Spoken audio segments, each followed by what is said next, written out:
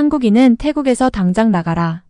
이건 한국이 일방적으로 태국을 무시하고 차별하는 거지. 도대체 한국은 왜 태국인을 못 잡아먹어서 안달이래요. 태국 땅에 발도 못 들이게 한국인들 따위 다 쫓아내버리자고요. 우리도 한국에게 본때를 보여줍시다. 여기 노코리안을 외치며 한국인을 깔보는 마을 사람들 사이에서 어느 소녀가 한숨을 쉬며 바라보고 있습니다. 그런데 이 소녀의 한마디에 마을 사람들 모두가 경악을 금치 못했다고 하는데요. 과연 이 소녀는 마을 사람들에게 어떤 이야기를 했던 걸까요? 오늘의 사연 시작하겠습니다. 본 사연은 실제 사연을 바탕으로 인물 및 내용을 각색하였습니다. 제 인생이 한 계절 만에 이렇게 많이 변할 줄은 생각도 못했어요. 제 이름은 핌이고 나이는 25살이에요.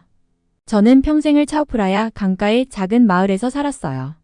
방콕, 태국의 크고 번잡한 수도에서 멀지 않은 곳이죠. 우리 마을은 소박하지만 아름다워요. 오래된 나무집들이랑 온갖 색깔의 꽃들이 여기저기 피어 있어요. 저희 가족은 제가 아주 어렸을 때부터 이곳에서 길거리 음식 가판대를 운영해 왔어요. 매일 아침 향신료 냄새와 지글거리는 팬 소리에 잠에서 깨고 나죠. 저희 가게의 특선 요리는 톰얌 수프예요. 맵고 시큼한 맛이 입에 침이 고일 만큼 맛있어요. 또한 팟타이도 맛있게 만들어서 관광객들이 정말 좋아해요. 팟타이는 맛있게 볶은 국수 요리예요. 관광객들이 끊임없이 찾는 요리 중 하나고 인기가 정말 많죠. 관광객 이야기가 나와서 말인데 관광객들은 항상 우리 마을 생활의 매우 큰 부분이었어요. 어렸을 때는 대부분 중국에서 오는 관광객들이 많았던 걸로 기억해요. 그들은 단체로 와서 매우 큰 목소리로 시끄럽게 이야기하고 모든 걸 사진으로 찍곤 했어요. 새로운 얼굴을 보는 게 신나기도 했지만 한편으로는 조금 부담스럽기도 했어요. 저 사람들 좀 봐. 아빠가 또 다른 중국 관광객 버스가 도착할 때면 고개를 저으며 말씀하시곤 했어요. 사진 찍는 걸 정말 좋아하는군. 처음에는 좋았던 것 같아요. 관광객들이 음식을 많이 사가고 기념품도 많이 사가면서 마을 사람들 모두 돈을 더 많이 벌게 됐거든요. 하지만 곧 문제들이 보이기 시작했어요. 많은 중국 관광객들이 우리의 전통이나 아름다운 관광지들에 대해 별로 존중하지 않는 것처럼 느껴졌어요. 신발을 벗지 않고 사원에 들어가거나 기도 시간에 크게 떠들기도 했어요. 심지어 사진을 찍겠다고 고대 조각상에 올라타는 아주 무례한 경우도 있었죠. 제일 끔찍한 건 쓰레기였어요. 어느 순간 깨끗하던 거리들이 매일 아침만 되면 플라스틱병 음식 포장지 온갖 쓰레기로 뒤덮인 걸 보게 됐어요. 우리 아름다운 마을이 그렇게 지저분해진 모습을 보니 가슴이 아팠고 한편으로 그렇게 쓰레기를 마구 버리는 그들이 이해되지 않았어요. 저희 아빠는 제가 아는 사람 중 가장 차분한 사람이세요. 그런 아빠도 어느 날은 엄청 화를 내며 하소연을 하셨죠. 아빠에겐 매일 아침 가게를 열기 전 빗자루를 들고 길가에 쓰레기를 치우는 게 일상이 되었어요. 물론 돈이 필요하다지만 우리 집이 이 지경 이 꼴이 되는 걸 보면서까지 그들의 돈을 받아먹고 살아야 되는 거니? 어느 날 아버지가 투덜거리셨어요. 아빠의 마음이 어떤 건지 너무나도 이해가 되었어요. 우리 마을이 변하고 있었지만 결코 좋은 방향으로 바뀌는 건 아니었거든요. 추가적인 수입은 좋았지만 우리 집의 평화와 아름다움을 잃을 만큼의 가치라고는 생각하지 않았어요. 어느 날 저는 마을 어르신들이 얘기하는 걸 우연히 들었어요. 그분들은 곧 우리 마을이 더 이상 예전 같게 느껴지지 않을까 봐 걱정하고 계셨어요. 그건 정말 무서웠어요. 조용한 강과 친절한 사람들이 있는 이곳이 제가 아는 전부였거든요. 우리 마을이 붐비고 더러운 관광지 중 하나가 되는 건 견딜 수 없었어요. 하지만 우리가 할 수 있는 건 사실 거의 없었어요. 관광객들은 우리 마을이 필요한 돈을 많이 가져다 줬어요. 그들에게 오지 말라고 할 수도 없었죠. 우리 마을을 예전 모습대로 유지하고 싶은 마음과 동시에 관광객이 가져다주는 수입이 필요한 현실 사이에 놓여 있었죠. 저는 점점 이런 상황이 계속될지 궁금해지기 시작했어요. 우리의 전통을 지키는 것과 돈을 버는 것 중 하나를 선택해야만 할까요? 그러던 어느 날 모든 걸 바꿔놓은 일이 일어났어요. 새로운 관광객 그룹이 도착했는데 그들은 전에 본 적 없는 사람들이었어요. 그들은 한국에서 왔고 버스에서 내리는 순간부터 뭔가 다른 사람들이라는 걸 알 수 있었어요. 가장 처음 눈에 띈 것은 그들이 얼마나 매너 있는지였어요. 그들은 공공장소에서 중국인들처럼 소리치거나 서두르지 않고 조용히 말하고 조심스럽게 움직였어요. 우리 가족이 운영하는 음식 가판대 뒤에 서 있으면서 저는 한 젊은 한국인 커플이 다가오는 걸 지켜봤어요. 나중에 알게 된 여자의 이름은 수연이었는데 그녀는 따뜻하게 웃으며 저에게 인사했어요. 사와디카, 그녀는 서툴었지만 태국 인사말로 제게 말을 건넸어요. 맛있는 거 추천해 주실 수 있나요? 저는 너무 놀라서 들고 있던 그릇을 거의 떨어뜨릴 뻔했어요. 대부분의 관광객들은 기본적인 태국어조차 배우려 하지 않았거든요. 특히나 중국 관광객들은 뭐든 중국말로만 화내고 따지듯 큰소리치기 바빴고 단 한 명도 태국어를 하려는 사람이 없었어요. 그런데 이 한국 여성은 제게 태국어로 말을 걸고 있는 게 아니겠어요. 물론이죠. 저는 자부심이 느껴지며 대답했어요. 톰얌 수프가 제일 유명해요. 그리고 저희 할머니의 톰카가이 꼭 드셔보셔야 해요. 닭고기 코코넛 수프인데 저희 가족만의 비법이 담겨 있답니다. 그들에게 저희 가게의 유명한 톰얌 수프와 톰카가이를 대접하면서도 인상적이었어요. 저도 모르게 중국인들과 비교를 하게 되더라고요. 한국 관광객들은 국수를 후루룩 소리 내며 먹거나 지저분하게 먹지 않았어요. 재료에 대해 물어보고 우리의 음식을 존중하며 관심을 내비추었죠. 또 수영과 그녀의 남편은 우리 마을의 역사에 대해 묻기도 했어요. 그들은 그냥 형식적인 대화를 나누는 것이 아니라 진심으로 관심을 갖는 것처럼 보였어요. 저는 할아버지가 해주셨던 이야기들, 우리 마을이 어떻게 변해왔는지를 말해줬어요. 식사를 마쳤을 때 놀라운 일이 일어났어요. 그저 더러운 접시들을 테이블 위에 두고 가는 대신 그들은 먹었던 자리를 정리하기 시작했어요. 괜찮아요. 그럴 필요 없어요. 저는 급히 다가가며 말했죠. 수연은 미소 지으며 말했어요. 괜찮아요. 한국에서는 우리가 사용한 자리를 정리하는 것이 예의예요. 저는 말문이 막혔어요. 이 간단한 배려의 행동이 정말 큰 의미로 다가왔어요. 그때 아마 제 턱이 거의 바닥에 닿았을 거예요. 중국인들은 정리는커녕 쓰레기를 이곳저곳에 버리기도 하고 저희 가게의 물건들을 몰래 가져가기도 했었거든요. 그리고 그들은 사원에 들어갈 때도 신발을 벗고 들어갔고 중국인들처럼 시끄럽게 떠드는 모습이 전혀 없었어요. 그리고 그들이 지나간 자리들은 항상 정돈이 되어 있었고 깨끗한 상태가 유지되었죠. 예의 바른 한국인 방문객들에 대한 소문이 마을에 빠르게 퍼졌어요. 매주 더 많은 사람들이 오기 시작했고 저는 우리 마을의 변화가 일어나는 것을 느꼈어요. 거리가 더 깨끗해졌고 사람들은 더 행복해 보였어요. 우리가 이전에 경험하지 못했던 문화교류의 느낌이 있었어요. 우리 가족의 음식 가판대는 그 어느 때보다 더 잘 되기 시작했어요. 우리는 심지어 작은 식당으로 확장했고 메뉴에 한국식 요리도 몇 가지 추가했어요. 저는 김치와 비빔밥 만드는 법을 배웠고 그것들이 관광객과 현지인들 모두에게 큰 인기를 끌었어요. 저희 가게는 자연스럽게 중국인들보다 한국인들이 더 많이 찾는 유명한 가게가 되었고 저희 가족도 중국 관광객을 상대하던 때와는 전혀 다른 활기를 되찾을 수 있었죠. 어느 날 저녁 가게를 마무리하면서 아빠는 생각에 잠긴 표정으로 말하셨어요. 한국인 방문객들은 뭔가 다른 것 같아. 그들은 우리 가게와 우리 식구들을 존중해줘. 이곳이 얼마나 특별한지 알아주는 느낌이야. 항상 관광객을 경계하던 아버지도 마음을 바꾸기 시작하는 것처럼 보였어요. 저는 몇 년 동안 느껴보지 못했던 희망을 느끼며 고개를 끄덕였어요. 우리 마을은 번영하고 있었고 그건 돈 때문만은 아니었어요. 우리는 서로에게서 배우고 문화를 공유하며 진정한 연결을 형성하고 있었어요. 아마도 어쩌면 우리 강가의 작은 마을에 더 나은 변화가 찾아올지도 모른다는 희망을 갖게 되었어요. 여름이 다가오면서 우리 작은 식당은 그 어느 때보다 더 바빠졌어요. 저희 가게는 2명의 현지 소녀를 고용해서 더 많은 손님을 맞이하게 되었죠. 어느 저녁 한국인 관광객들이 방문했고 그들이 우리 마을에 대해 흥분해서 이야기하는 것을 듣게 되었어요. 여기 정말 완전 태국 그 자체네. 한 여자가 말했어요. 방콕의 붐비는 관광지들과는 다른 느낌이야. 완전한 현지에 온 느낌이랄까? 그녀의 친구가 고개를 끄덕였어요. 그리고 사람들도 너무 친절해. 진정한 태국 문화를 경험하는 것 같아. 저는 그들에게 음식을 가져다 주며 미소를 멈출 수 없었어요. 이게 우리가 바랐던 거였죠. 우리 집을 단지 셀카 배경으로 사용하고 함부로 대하는 게 아니라 진정으로 소중히 여겨주는 방문객들이요. 한국인 관광객들의 영향은 우리 마을을 넘어섰어요. 강을 따라 있는 다른 마을들도 주목하기 시작했어요.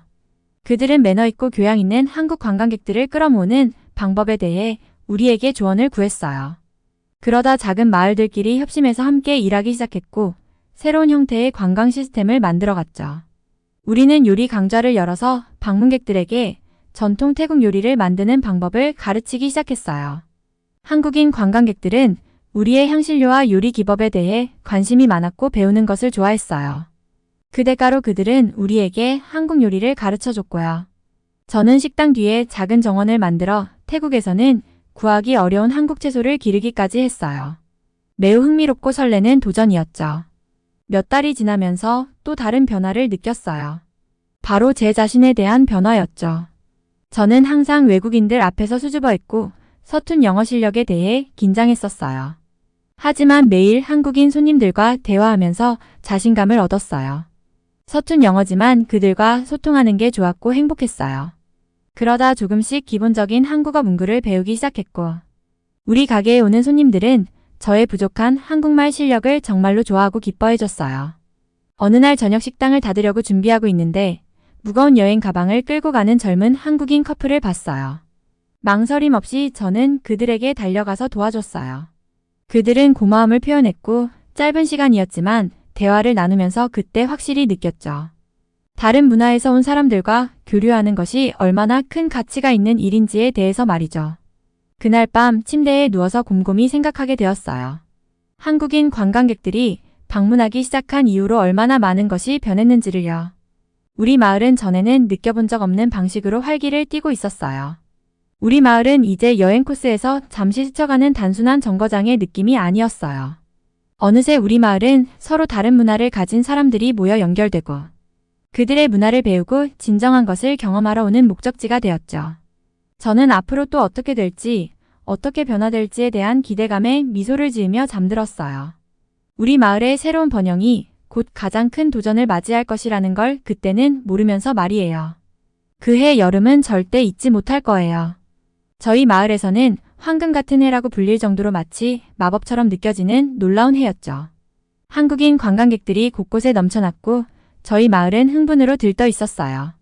매일 아침 저는 창밖에서 들려오는 즐거운 대화 소리에 잠에서 깼어요. 거리에는 마을의 매력을 느끼고 싶어하는 방문객들로 활기가 넘쳤어요. 저는 가족 식당으로 서둘러 가면서 하루를 기대하는 마음으로 가슴이 두근거렸어요. 우리 가게는 언제나 사람들로 가득 찼어요. 엄마와 아빠는 밀려드는 주문을 간신히 따라잡고 계셨어요. 저는 톰카가이, 수프와 새로운 한국식 요리들이 담긴 접시를 양손에 들고 테이블 사이를 누볐어요. 태국어와 한국어가 뒤섞여서 공기 중에 울려 퍼졌고 그 소리는 문화적 교류의 멜로디 같았어요. 7월의 어느 더운 오후 저는 강가에서 뭔가 이상한 일이 벌어지고 있다는 걸 알아챘어요. 한국인 관광객들로 보이는 무리가 모여 있었는데 사진을 찍거나 길거리 음식을 먹는 게 아니라 쓰레기를 줍고 있는 거예요. 제 눈을 의심했어요. 더 가까이 가서 자세히 보니 플라스틱병, 오래된 음식 포장지, 그리고 최근 큰 비에 떠내려온 온갖 쓰레기들이 있었어요. 한국인 관광객들은 열심히 쓰레기를 주워서 봉투에 가득 채워나갔어요. 그들은 자원봉사 여행 중이었고 태국 문화를 배우고 싶어 했어요. 저는 그들이 강둑을 따라 쓰레기를 줍는 모습을 보며 자연스럽게 마을 아이들도 따라 참여하게 되었고 어느새 마을 이웃 전체가 합류하기 시작했어요. 우리 마을을 우리가 아닌 한국 사람들에 의해 깨끗하게 청소하게 된 거죠. 아빠도 기쁜 마음으로 동참하셨어요. 그리곤 그릴 읽혀서 모두에게 감사의 표시로 꼬치를 굽기 시작했어요. 구운 고기 냄새가 강이 신선한 공기와 어우러져서 완벽했어요. 제가 오래된 탄산음료 캔을 주우려고 몸을 숙였을 때 가까이에서 일하고 있는 누군가를 발견했어요. 마을에서 자주 본 한국인 관광 가이드 준성 씨였어요. 그가 고개를 들어 제 눈을 마주치며 따뜻하게 미소 지었어요. 당신의 마을은 숨겨진 보석 같아요. 그는 이마에 맺힌 땀을 닦으며 말했어요.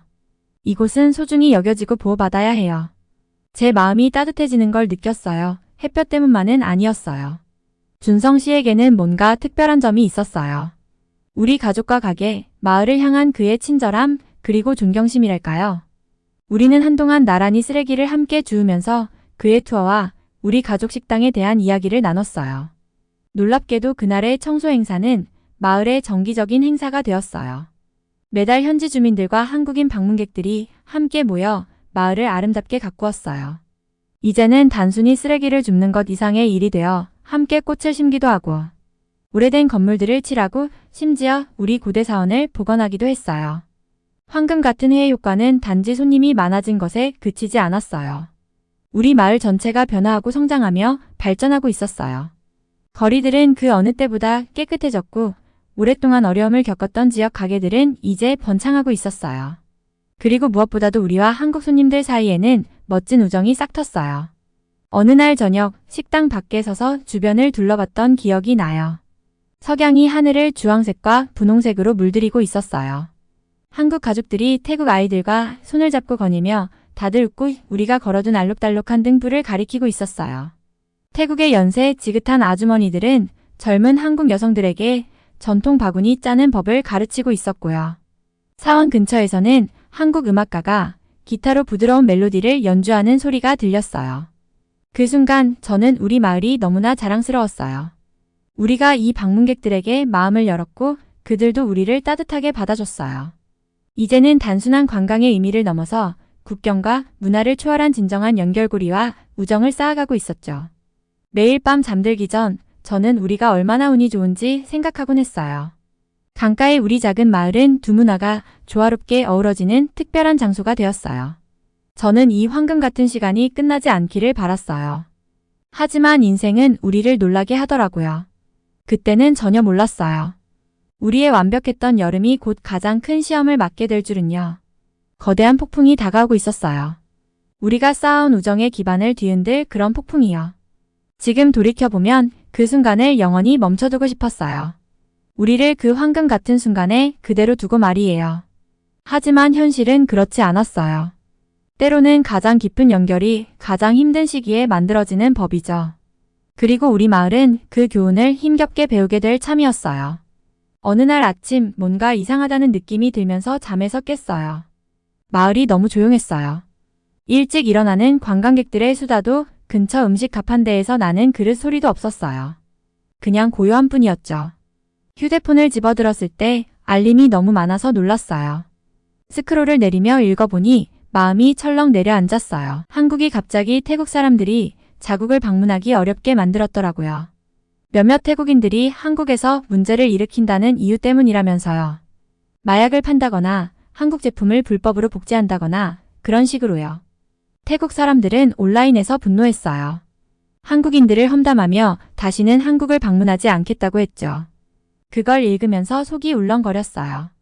이건 뭔가 잘못된 거였어요. 제가 아는 한국 사람들, 준성이나 수연이 같은 친절한 관광객들은 전혀 그런 사람들이 아니었거든요. 옷을 입으면서 손이 떨렸어요. 밖으로 나가니 거리의 분위기조차 완전히 달라져 있었어요. 길 아래 있던 한식당은 창문이 부서져 있었고 K-팝 스타들의 포스터는 찢겨 나뒹굴고 있었어요. 마치 하룻밤 사이에 우리 마을이 완전히 변해버린 것 같았어요. 그날 저녁 모두가 마을 회관에 모였어요. 분위기는 팽팽했어요. 사람들은 고함을 지르며 다투었어요. 어떤 사람들은 모든 한국 제품을 금지하자고 했고 다른 사람들은 한국인 출입 금지 표지판을 붙이자고 제안했어요. 평소에 냉정하던 아빠도 얼굴이 붉어져서 화를 내셨어요. 자리에서 일어나 소리쳤죠. 우리가 그동안 한국인들한테 얼마나 친절하게 했는데 그런데 그들은 우리 등에 칼을 꽂았어. 또 다른 이웃어른이 맞장구치며 말씀하셨어요. 우린 이제 더 이상 한국인들 따위 필요 없어. 마치 마을의 많은 식당과 가게들이 한국인 관광객들한테 얼마나 의존하고 있는지를 잊어버린 듯 했어요. 다른 사람들도 열렬히 동의하며 말했어요. 태국은 우리 힘으로 강해. 그래. 맞는 말이지. 우리가 얕보여선 안 돼. 강하게 나가야 한다고. 저는 가만히 있을 수 없었어요. 다리가 후들거리면서도 일어서서 말했죠. 잠깐만요. 제가 말했어요. 우리의 한국 친구들은요. 강을 청소하는 걸 도왔던 사람들, 우리 가게를 도와줬던 사람들은요. 하지만 아무도 제 말을 듣는 것 같지 않았어요. 모두 너무 화가 나 있었어요. 회의를 떠나며 낙담한 마음으로 저는 그림자 속에 숨은 준성을 발견했어요. 그는 걱정스러운 표정이었고 슬퍼 보였어요. 잠깐 동안 눈이 마주쳤지만 그는 곧 돌아서서 어둠 속으로 달려가 버렸어요. 다음 며칠은 끔찍했어요. 분노는 점점 커져만 갔어요. 우리 친근한 마을이 완전히 다른 곳으로 변한 것처럼 느껴졌어요.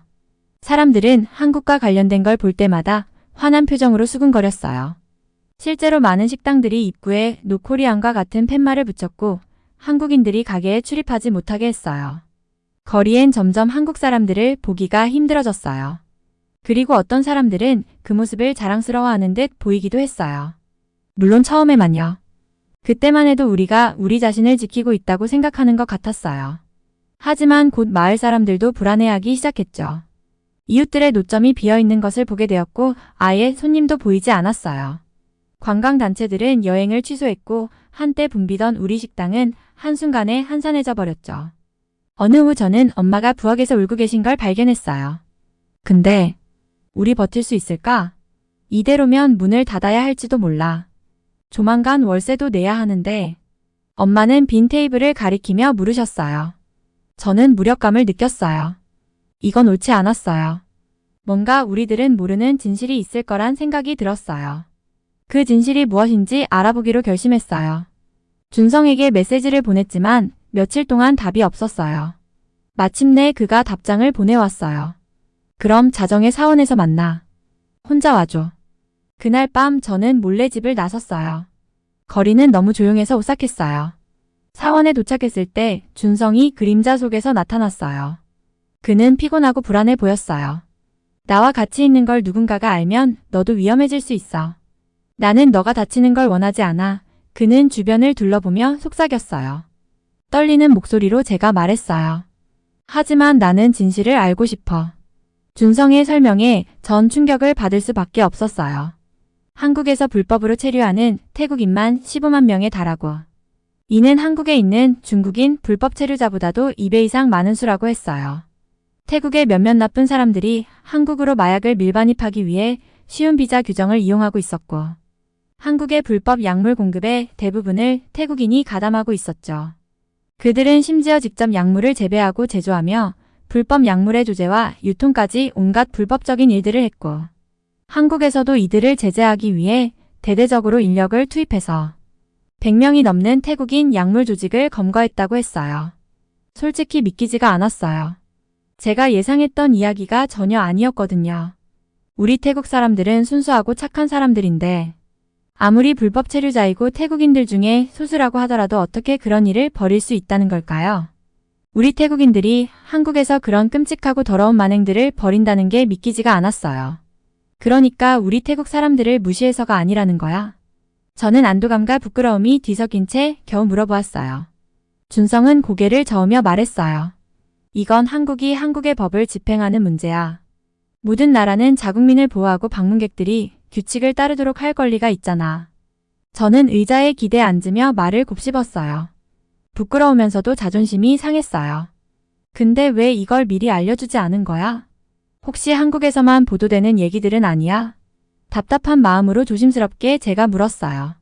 준성은 담담하게 말했어요. 정보는 항상 빠르고 정확하게 전달되지 않아. 그리고 때로는 사람들이 진실을 찾기보다 그들의 분노에 맞는 것을 믿고 싶어 해. 저는 고개를 끄덕이며 소셜미디어에서 얼마나 빨리 불매운동이 퍼졌는지가 떠올랐어요. 준성은 이어 말했어요. 믿기 힘들다는 거 이해해. 혹시 의심이 된다면 다른 외신들의 보도를 지금 찾아봐도 좋아. 저는 곧바로 휴대폰을 켜서 인터넷 검색을 했어요. 준성의 말이 맞았어요. 한국뿐만이 아니라 다른 국제 외신들에서도 한국 내에서의 태국인 불법 체류자의 문제 행동들에 대해 연이어 다루고 있었어요. 이건 차별의 문제가 아니야, 준성이 말했어요.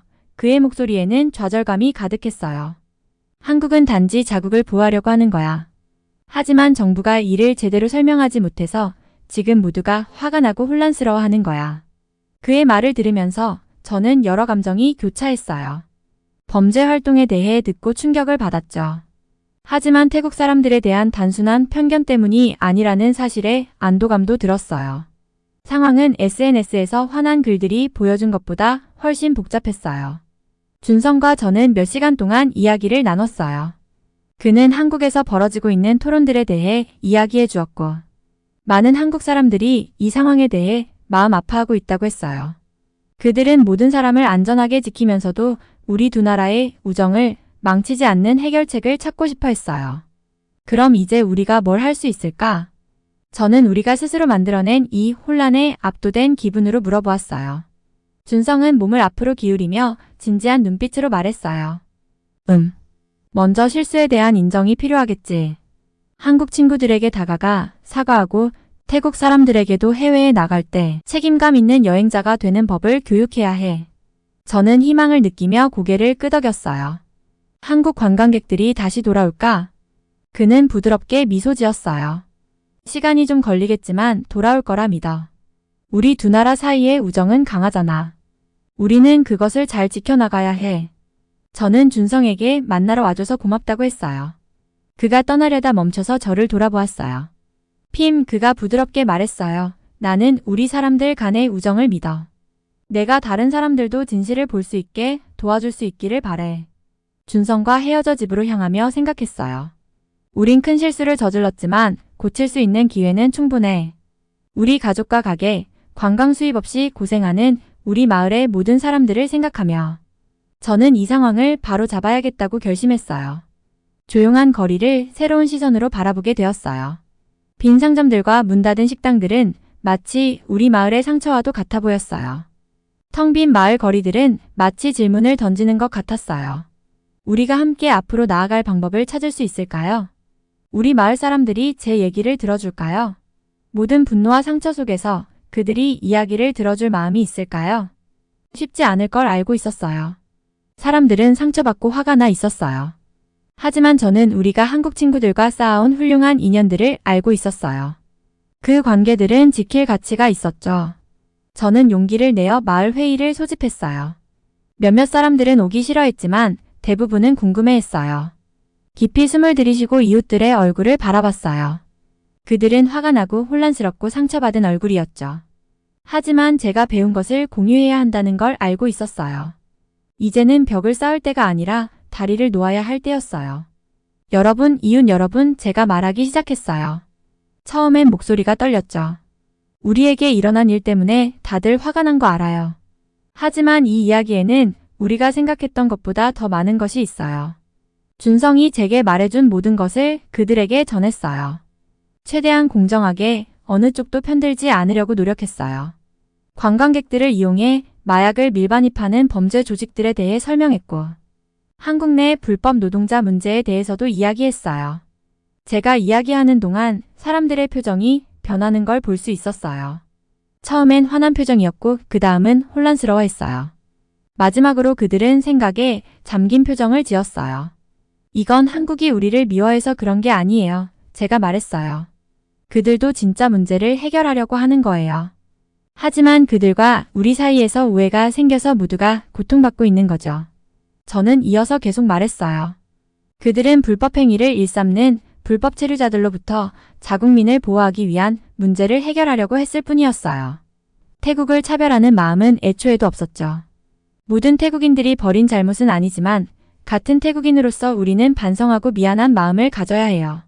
그리고 우리의 오해들로 인해 그동안 힘들었을 한국인들에게 진심으로 사과를 해야 하고요. 군중 속에서 웅성거림이 일어났어요.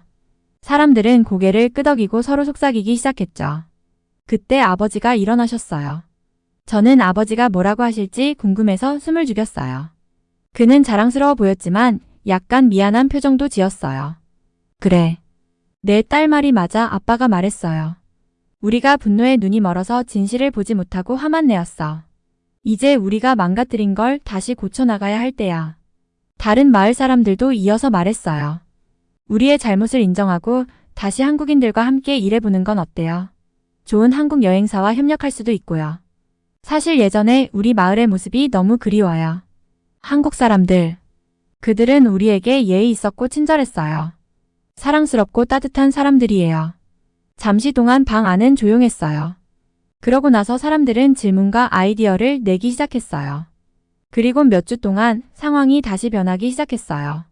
우리는 한국 친구들에게 연락해서 이제 우리 마을 전체가 사건의 전말과 진실에 대해서 알게 되었다고 설명했어요.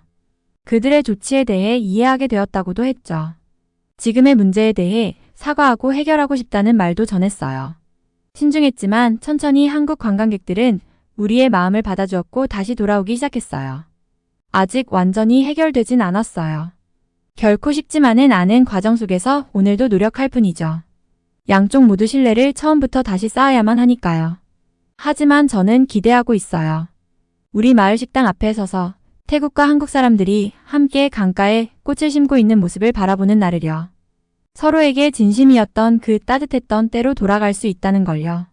아직 우리가 노력해야 할 일들이 많이 남아있지만 오늘도 저는 우리 두 나라의 더 나은 미래를 위해 올바른 길을 걸어야겠다고 다짐하고 있어요. 대한민국 사랑합니다.